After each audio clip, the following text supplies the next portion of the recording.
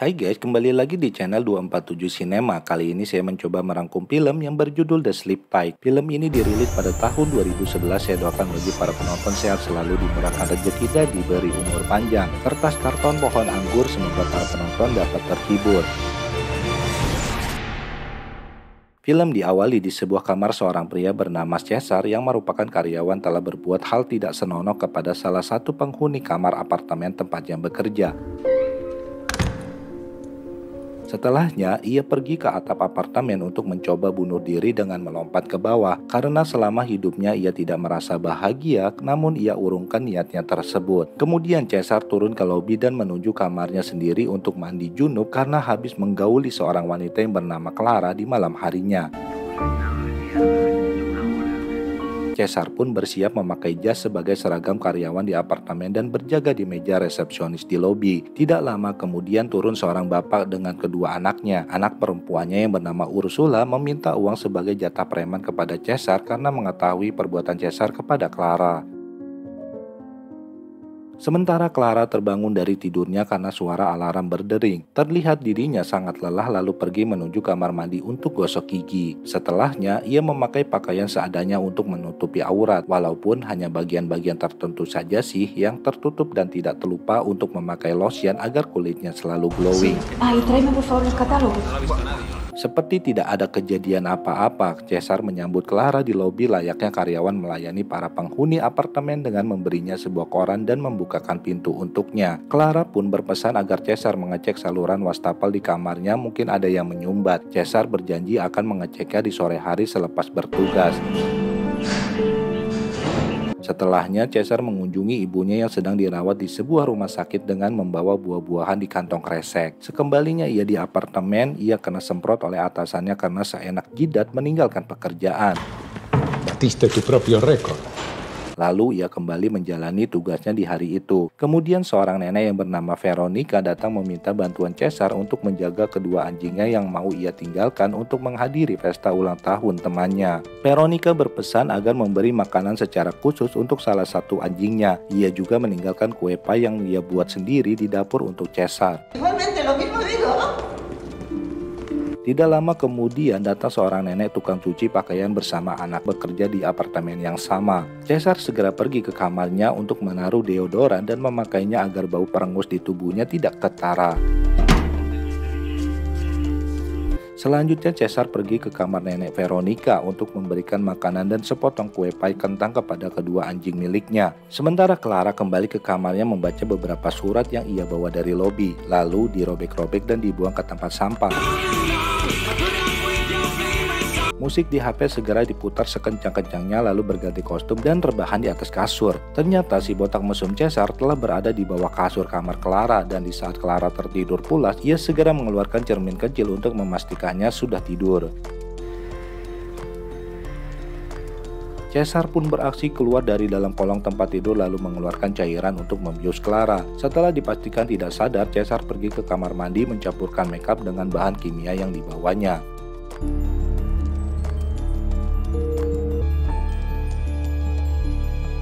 Kelemahan Clara pun menjadi ketahuan, yaitu ia takut akan serangga dan itu akan dijadikan serangan kepadanya. Setelahnya, Caesar pun pergi meninggalkan kamar namun kepergok oleh Ursula. Gadis bocil yang mata duitan itu pun akan memeras uang lebih banyak lagi kepada Caesar dan meminta film porno kepadanya. Setelahnya, Caesar mandi junub kembali karena telah merasakan apem milik Clara secara gratis hanya bermodalkan obat bius semalam. Pagi harinya, Clara pun segera bangun dan bergegas ke kamar mandi lalu gosok gigi dan bersiap untuk berangkat bekerja. Sementara Veronica memberitahu Caesar bahwa salah satu anjingnya mengalami diare yang sangat mengerikan. Una diarrea terrible. Di usianya yang sudah ujur, ia takut anjingnya akan mati. Tidak lama kemudian nampak Clara turun dari lift. Ia bercerita akhir-akhir ini terbangun dengan perasaan yang agak sedikit aneh dan mengerikan. Jam tangan pemberian ibunya juga menghilang. Karena kemarin kelupaan untuk mengecek wastafel yang mampet, Caesar berjanji lagi hari ini ia akan segera mengeceknya. Karena hari telah siang, Clara pun segera pergi. Senang asiknya menulis surat cinta untuk Clara, tiba-tiba saja bel pintu berbunyi, yang ternyata adalah bocil perempuan Ursula yang datang menagih janji kepada Caesar mengenai kaset video porno. Dasar anak yang bangor, ia juga menaikkan jatah premannya menjadi 100 euro kepada Caesar. Ia juga bercerita pagi itu saat di lift Ursula bertemu dengan Clara sedikit membicarakan tentang Caesar. Estaba acabando de comer.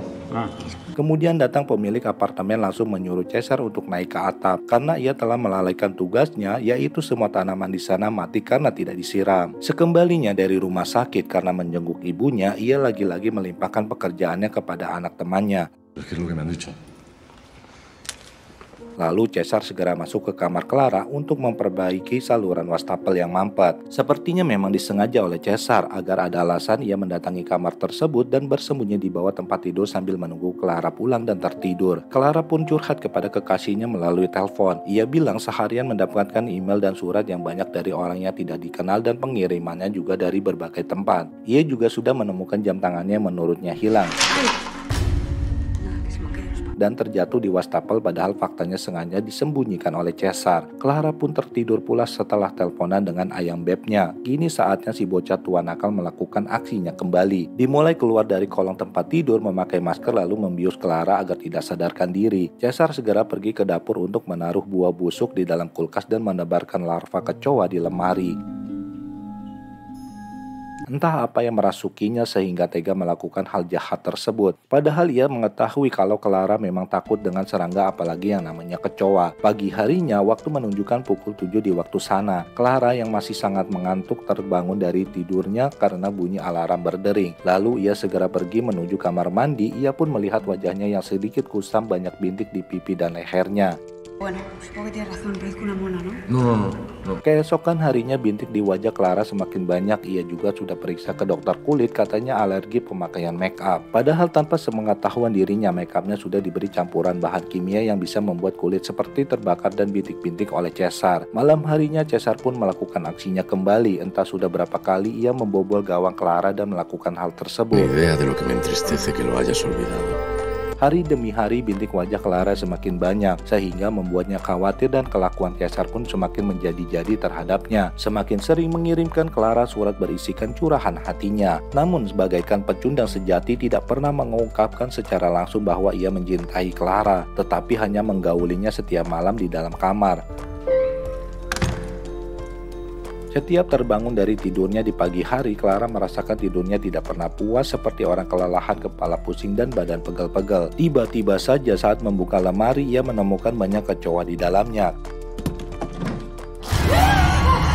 Karena ulah si botak bocah tua nakal yang telah menebarkan larva kecoa tersebut. Clara segera meminta pertolongan Caesar yang sedang berada di lobi. Usaha yang dilakukan Caesar pun tidak sia-sia. Ternyata ia melakukan hal tersebut agar bisa selalu dekat dengan Clara. Di segala penjuru kamar terdapat kecoa yang membuat Clara ketakutan setengah mati. Tetapi tidak dengan Caesar, ia hanya senyum-senyum saja. Clara meminta Caesar untuk melakukan penyemprotan kamarnya kembali. Ia akan tinggal di rumah ibunya untuk sementara waktu sampai kamarnya benar-benar bersih. El interior, es que estos bichos crecen en pocos días. Sialnya, Ursula keluar dari kamarnya membuat obrolan mereka berdua menjadi bubar. Caesar pun menanyakan perkembangan orang yang sering meneror Clara dengan mengirimkan pesan atau surat. Clara bilang sudah melaporkan hal tersebut kepada polisi. Posisi peneror berada di dalam gedung yang sama, cepat atau lambat polisi akan mengetahui dan mungkin akan meringkusnya. La policía lo ha investigado y mi amigo vive en Ginebra desde hace un montón de tiempo. Clara meninggalkan nomor telepon yang bisa dihubungi lalu pergi. Caesar pun mengunjungi dan curhat kepada ibunya lagi mengenai Clara yang membuatnya hidup lebih bersemangat. Tetapi ia juga menyadari mengapa ia melakukan hal tersebut kepada Clara. Hal tersebut hanya terjadi begitu saja. Ia berusaha setiap harinya membuat Clara selalu tersenyum kepadanya. Así que supongo que son razones suficientes. Sementara ibunya hanya bisa menangis saja mendengarkan ocehan anaknya yang mesum dan pastinya bikin malu keluarga jika ketahuan perbuatannya. Setelahnya, Caesar kembali ke kamar Clara untuk melakukan penyemprotan serangga yang ada di dalam sana dan membuang barang-barang milik Clara yang sudah tercemar oleh serangga. Pemilik apartemen pun mendatanginya. Ia bilang menemukan rekam jejak Caesar yang selalu dipecat di setiap tempatnya bekerja sebelumnya. Un mes Aribau 14. Malam harinya ia mengirimkan email lagi kepada Clara menggunakan komputer yang ada di dalam kantor apartemen tersebut. Keesokan harinya datang 3 orang anggota polisi saat ia sedang berjaga di meja resepsionis. Mereka akan menggeledah kantor dari apartemen tersebut. Ternyata benar saja email-email yang dikirimkan dan meneror Clara berasal dari apartemen yang sama dari sebuah komputer di dalam kantor. Anehnya, jam pengirimannya saat tidak ada orang di dalam sana.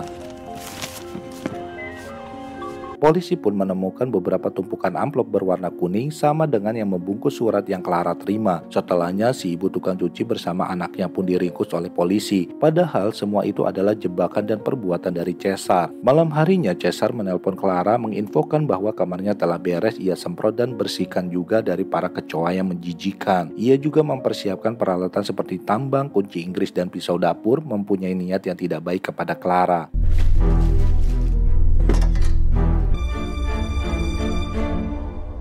Seperti biasanya, Cesar bersembunyi di bawah tempat tidur menunggu Clara datang dan tertidur pulas. Namun kali ini Clara datang agak sedikit lama sehingga membuat Cesar sedikit jengkel. Akhirnya yang ditunggu-tunggu pun datang. Terlihat Clara terburu-buru untuk naik ke atas kasur. Ternyata kali ini ia ditemani seorang pria yang merupakan kekasihnya. Mereka pun segera melakukan pertempuran jarak dekat. Betapa hancurnya hati Cesar melihat Clara sedang bermesraan dengan pria lain. Obat bius yang biasa Cesar pakai terbuka tutupnya dan terkena mukanya sendiri yang sedang terbaring di kolong tempat tidur sambil mendengarkan Clara yang sedang keenakan.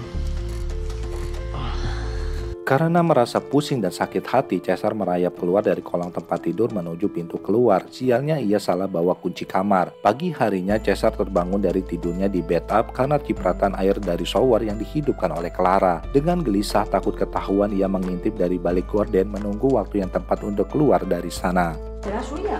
¿Y lo deja debajo de la cama el conserje? Kekasih Clara yang bernama Marcos menemukan tas milik Cesar yang berisikan tali, kunci Inggris, lakban, dan sebuah diari di bawah tempat tidur. Tiba-tiba saja Clara merasa pusing, mungkin karena belum sarapan. Marcos yang sedang bucin-bucinnya segera membuatkan sarapan untuknya. Sementara Cesar berusaha keluar dari kamar mandi lalu bersembunyi di dapur. Untungnya Marcos dan Clara belum engeh kalau di kamar mereka ada seorang petugas apartemen yang menyelinap. Karena tidak ada makanan yang dapat diolah di dalam kulkas, Marcos mengajak Clara untuk sarapan di luar saja. Cesar yang sedang ketakutan sampai-sampai keluar keringat dingin dan ngompol di celana bersembunyi di balik tiang sambil melihat kemesraan mereka berdua. Podemos irnos por ahí unos días. Momen tersebut langsung Cesar manfaatkan untuk mengambil buku diari yang tertinggal di dalam tasnya. Sedangkan Clara dan Marcos mau melakukan pertempuran jarak dekat kembali di dalam kamar mandi. Akhirnya Cesar pun kegep Marcos, dia terlihat sedang tergesa-gesa dari dalam kamar menuju pintu keluar. Dengan akal bulusnya ia mencoba mempengaruhi Marcos dan Clara. Cesar beralasan mengambil kunci milik nenek Veronica karena tertinggal di dalam tasnya. Clara pun masih berbaik hati kepadanya mengambilkan tas milik Cesar dan menyuruhnya pergi. Muchísimas gracias, de verdad. Seperti di pekerjaan sebelum-sebelumnya yang tidak bertahan lama, Cesar pun akhirnya dipecat sebagai karyawan apartemen tersebut dan diberi waktu 15 hari untuk mengosongkan barang-barangnya. Setelahnya Cesar pun berpamitan dengan nenek Veronica yang selama hidupnya menjadi perawan. Es usted muy buena, señora Verónica. Nah, Tidak pernah menikah dan keluarganya juga sudah tidak ada. Sementara Clara bersama Marcos hendak pergi ke dokter untuk memeriksakan kondisi Clara yang akhir-akhir ini sering tidak enak badan. Malam harinya Cesar pun pergi ke atap apartemen mau mencoba lompat indah dari sana. Tetapi ia urungkan kembali niatnya tersebut karena melihat Clara dan Marcos dibawa keluar dari dalam mobil. Ternyata Clara sedang hamil, ia pun mengamuk kepada Marcos bahwa tidak bermain dengan aman dan ia juga belum siap menjadi seorang ibu. Marcos pun bingung mengapa bisa terjadi padahal sudah 6 minggu lamanya tidak bertemu dan melakukan pertempuran jarak dekat dengan Clara. Setiap melakukan pertempuran pun ia selalu memakai perisai pengaman, tidak mungkinlah hal itu dapat terjadi. Marcos pun curiga Clara telah bermain gila dengan lelaki lain karena usia kandungannya sudah masuk dalam 4 minggu. Ternyata si bocah tua nakal sudah berada di kolong tempat tidur. Ia berniat untuk menggenjot Clara kembali yang terakhir kalinya. Parece que lo nuestro empieza a dar sus frutos, ¿verdad, Clara? Tengah malam pun tiba, ia segera melakukan aksinya kembali dengan membius Clara dan Marcos, lalu menggenjot Clara seperti sebelum-sebelumnya. Keesokan harinya Marcos mendatangi kamar Cesar. Ia meminta Cesar untuk membasmi serangga di kamar Clara yang masih berseliweran dan melakukan penyemprotan kembali. Mereka berdua segera menuju kamar Clara. Anehnya tidak ada satupun kecoa yang terlihat di kamar tersebut. Mira bien. Igual en el dormitorio. Ternyata Marcos hanya memancing Cesar agar mau ke kamar itu karena Marcos telah menemukan obat bius yang disinyalir adalah milik Cesar. Marcos pun naik pita menanyakan sudah berapa lama Cesar melakukan penggenjotan terhadap Clara. ¿Qué le has hecho? Cesar pun mengakuinya sudah 5 minggu melakukan hal tersebut. Marcos langsung menyerangnya, namun sangat disayangkan Cesar mengambil sebilah kaca lalu menusukkannya ke leher Marcos dan membawa tubuh Marcos yang sudah lemas ke dalam kamar mandi. Membaringkan tubuh Marcos di dalam bathtub lalu menaruh potongan kaca di tangannya agar dikira seperti mati bunuh diri dan menghidupkan air hingga terisi penuh. Sungguh sangat kejam sekali demi mendapatkan kepuasan diri sendiri, menggenjot si wanita setiap malam dan membunuh pacarnya juga. Kemudian Cesar segera mengemasi semua barang miliknya yang berada di kamar, karena ia harus segera angkat kaki dari apartemen itu dianggap tidak becus bekerja dan dipecat. Tidak lama kemudian polisi datang memanggil dirinya untuk naik ke kamar Clara. Ia dimintai keterangan terkait tewasnya Marcos di dalam kamar itu. Polisi sedikit mencurigainya karena Cesar mempunyai semua kunci kamar apartemen. Lagi-lagi dengan ketenangannya polisi pun dapat dikelabui. ¿Conoce a este hombre? Karena selalu mengganggunya, Cesar pun mendatangi kamar Ursula. Bocil perempuan yang bangor itu pun ciut seketika. Cesar mengancamnya jika ia sampai buka suara maka seluruh keluarganya termasuk dirinya tidak akan aman hidup di dunia.